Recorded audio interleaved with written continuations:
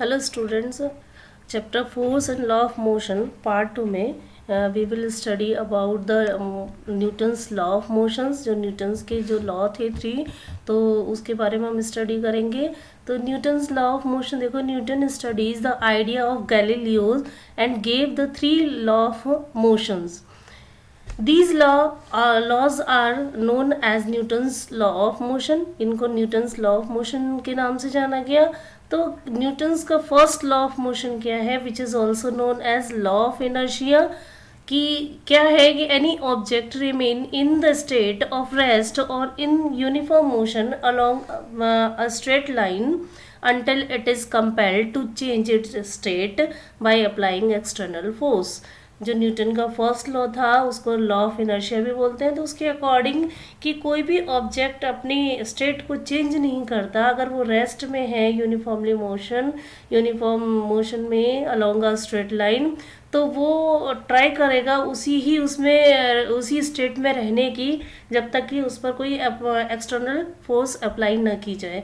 For explanation, for examples कि if any object is in the state of rest then it will remain in rest until external force is applied to change its state. Similarly, an object will remain in motion until any external force is applied over it to change its state। This means that object resist to its changing their state। वो resist करते हैं अपने state को change करने में। अगर कोई object rest पे है तो वो रेस्ट में रहने की कोशिश करेगा, और अगर कोई ऑब्जेक्ट मोशन में है तो वो अपनी उसी पोजीशन को मेंटेन रखने की कोशिश करता है। तो this means that all object resist to in changing their state. जितने भी ऑब्जेक्ट हैं वो रेजिस्ट करते हैं अपने स्टेट को जो चेंज करने में। The state of any object can be changed by applying external force only. हम उसको तभी ही चेंज कर सकते हैं जब तक कि हम उस पर कोई एक्सटर्नल फोर्स को अप्लाई ना करें। Newton's first law of motion in everyday life. देखो बहुत सारे एग्जांपल्स हैं न्यूटन की first law of motion. For example, a person standing in a bus fall backward when bus starts moving suddenly. जब bus एकदम आप बस में बैठे हुए होते हो और बस एकदम से स्टार्ट हो जाती है, एकदम सडनली ही बस स्टार्ट करेगी मूव करना, तो एक जर्क सा लगता है आपको, आप एकदम से बैकवर्ड की तरफ जाते हैं जैसे ही बस स्टार्ट होती है। तो this happens because the person and the bus both are in rest. दोनों ही रेस्ट में होते हैं while bus is not moving. But as the bus start moving, the legs of the person start moving along with the bus, but rest portion of his body has the tendency to remain the rest। Because of this the person fall backward if he is not alert। अगर वो alert नहीं होता है तो person जो है वो उसको एक हल्का सा जर्क लगता है और वो बैकवर्ड की तरफ जाता है। क्लियर कि दोनों ही चीज़ें उसमें पर्सन और जो बसेस है बोथ जो है वो रेस्ट की कंडीशन में है और बस एकदम चल पड़ती है, तो we feeling the jerk. Second, a person standing in a moving bus falls forward if driver applied brake suddenly. बिल्कुल सेम ऐसे ही कि अगर ड्राइवर जो है वो ब्रेक लगाता है तो जो पर्सन है अगर वो खड़ा हुआ है मूविंग बस में तो वो फॉल फॉरवर्ड, वो आगे की तरफ मतलब एकदम से झुकता है, एकदम से जर्क उसको लगता है। तो क्या होता है, दिस हैपन्स बिकॉज व्हेन बस is moving the person standing in it is also moving along with the बस। वो भी उसी बस के साथ में ही ऐसे मूव कर रहा है। But when the driver applied brakes the speed of the bus decreases suddenly और bus comes in the state of rest suddenly. Clear? In this condition the leg of the person which are in contact with the bus come in the rest, वो एकदम rest में आ जाते हैं।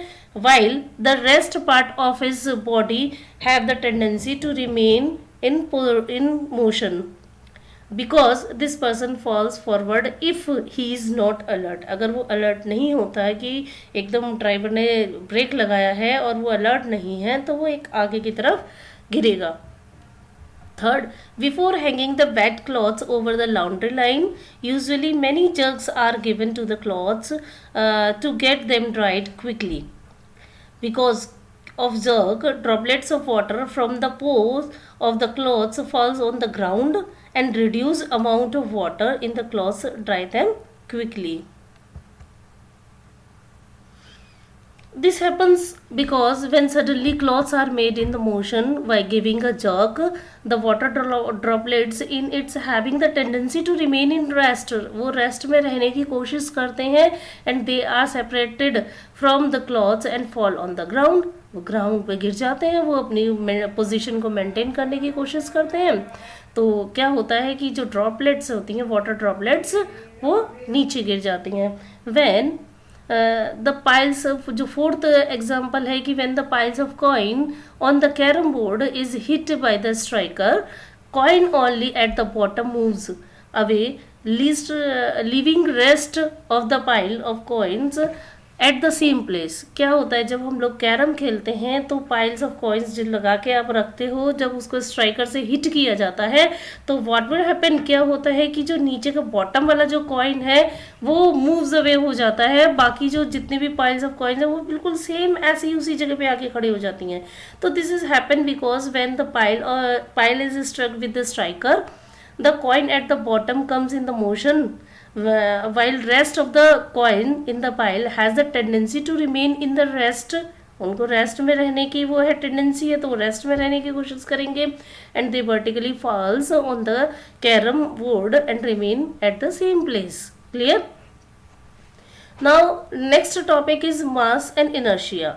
What is mass and what is inertia. देखो मास की जो inertia है, फर्स्ट इनर्शिया की बात करेंगे. The property of an object because of it resist to get disturb it state is called रेजिस्टिया, सॉरी इनर्शिया. तो इनर्शिया किसको बोलते हैं कि जो प्रॉपर्टी है किसी भी ऑब्जेक्ट की, because of it resist to get disturb its state, उसको हम इनर्शिया बोलेंगे. Inertia of an object is measured by its mass. Inertia को जो है अगर हम मेजर करना चाहें तो वो मास के थ्रू मेजर करेंगे. Inertia is directly proportion to the mass. This means क्या है, इसका मतलब कि inertia increases with increases in the mass. अगर इनर्शिया मास इंक्रीज हो रहा है तो इनर्शिया भी इंक्रीज होगी and decreases with decreases in mass. अगर मास डिक्रीज हो रहा है तो इनर्शिया भी डिक्रीज होगी. A heavy object will have more inertia than the lighter ones. जो heavy object होते हैं उनके बहुत ज़्यादा, देखो इसमें पिक्चर में गिवन है एलिफेंट का कि अगर इसका मास जो है बहुत ज़्यादा है तो इनर्शिया भी ऑब्वियसली ज़्यादा ही होगा. In other words the natural tendency of an object that resist to change in its state of motion और rest of the object is called inertia.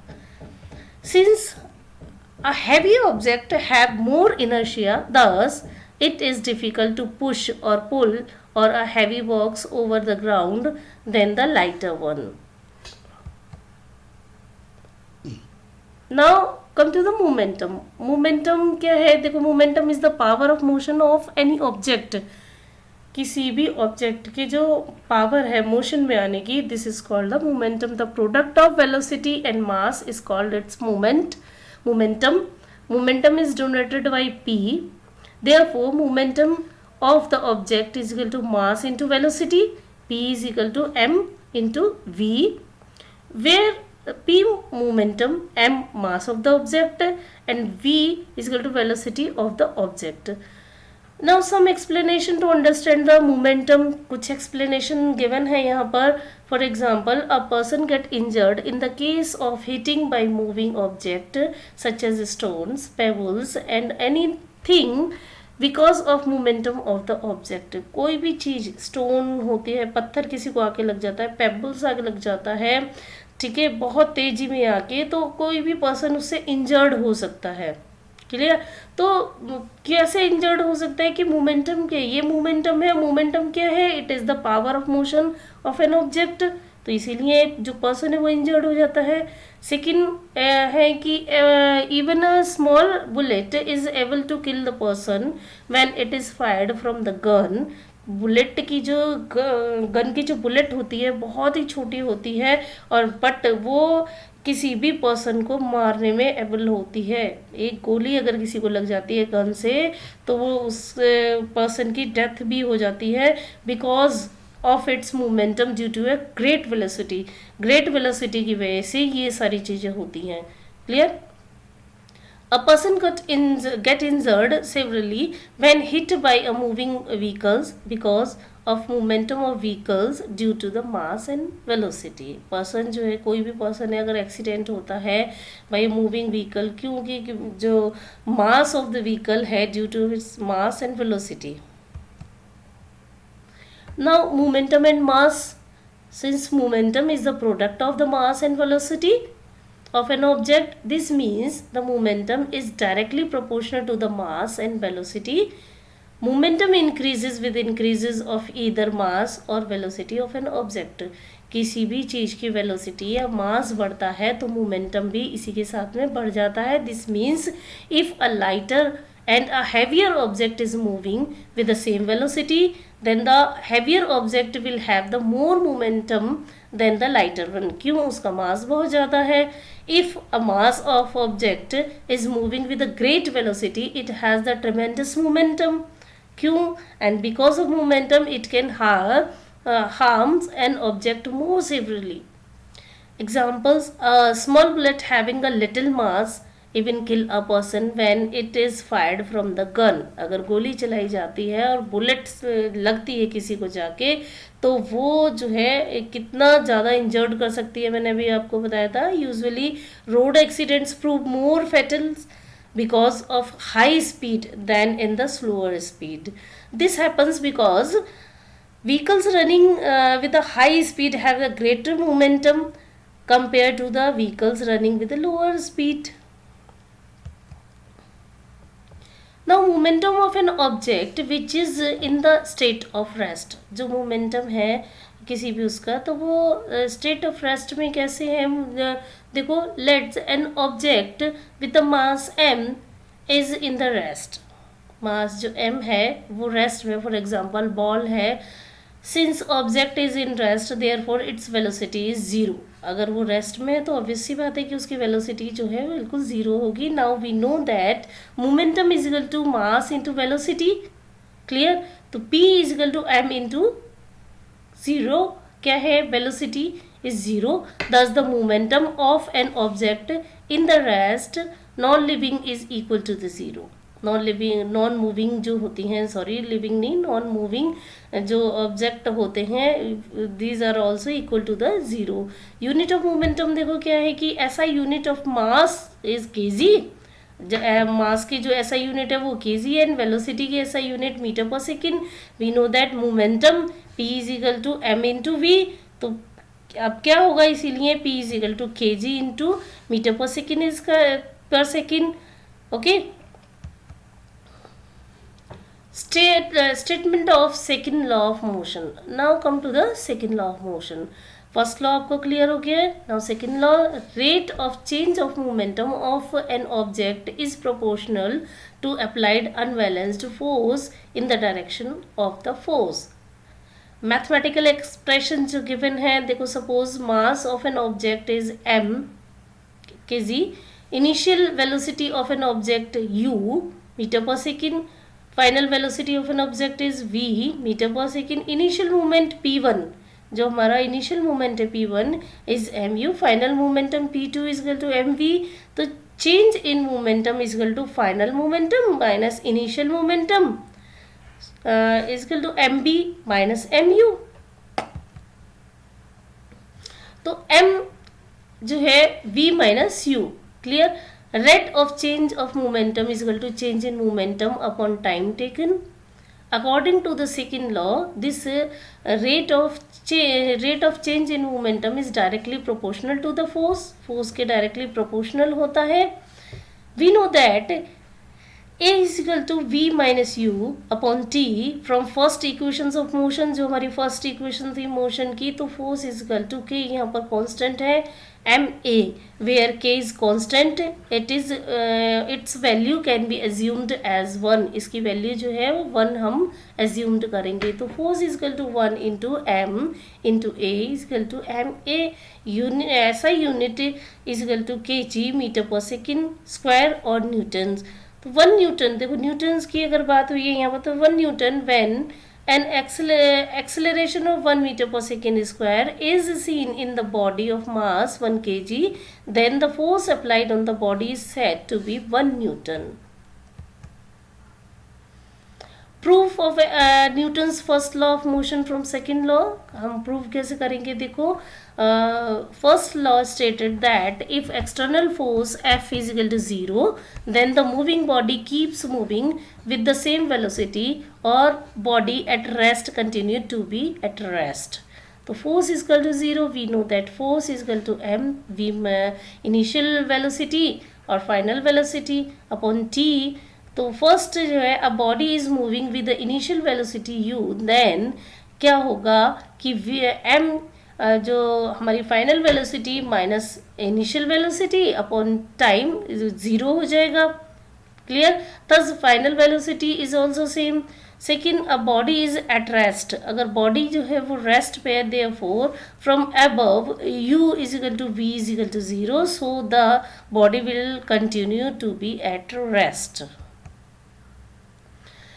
Now come to the third law of motion. देखो third law क्या state करता है, for every actions there is an equal and opposite reaction, हर एक action के साथ में इक्वल और अपोजिट रिएक्शंस जो है वो होता है।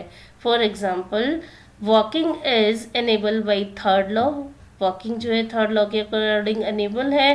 A boat moves back when we deboard it, देखो बोर्ड जो है वापस जा रही है, इसमें पिक में जो है जब उस पर डिबोर्ड करते हैं हम, तो अ गन थर्ड है, a gun recoils. Fourth, rowing of a boat. Now come to the law of conservation of momentum. Law of conservation of momentum देखो क्या है, व्हेन 2 और more bodies act upon one another there total momentum remain constant, कोई भी bodies जो हैं वो एक दूसरे से एक्ट करती हैं वन अनदर, तो जो टोटल मोमेंटम है वो सेम रहेगा, या मीन्स इट कंजर्व्ड, ये कंजर्व हो जाएगा provided no external force are acting. Initial momentum is equal to final momentum. Suppose two object A and B each of mass m1 and mass m2 are moving initially with the velocities u1 and u2, strike each other after time t and start moving with the velocities v1 v2 respectively. So now initial movement of the object A is equal to m1 u1, initial movement of the object B is equal to m2 u2, final momentum of object A is equal to m1 v1, and final momentum of the object B is equal to m2 v2. Clear? So rate of change of momentum in A, f1 is equal to m1 v1 minus m1 u1 is equal to m1 v1 minus u1 upon t। Rate of change momentum in B, देखो ये दिया हुआ है change इसमें given है force का। Now we know that third law of motion, कि third law of motion की उसमें क्या है, आप देखो कि m1 u1 plus m2 u2 is equal to m1 v1 plus m2 v2, that means कि जो एनर्जी है वो कंजर्व हो रही है। कोई भी बॉडी एक दूसरे से एक्ट करती हैं तो जो टोटल एनर्जी जो है वो कंजर्व ही रहती है। Thus initial momentum is equal to final momentum.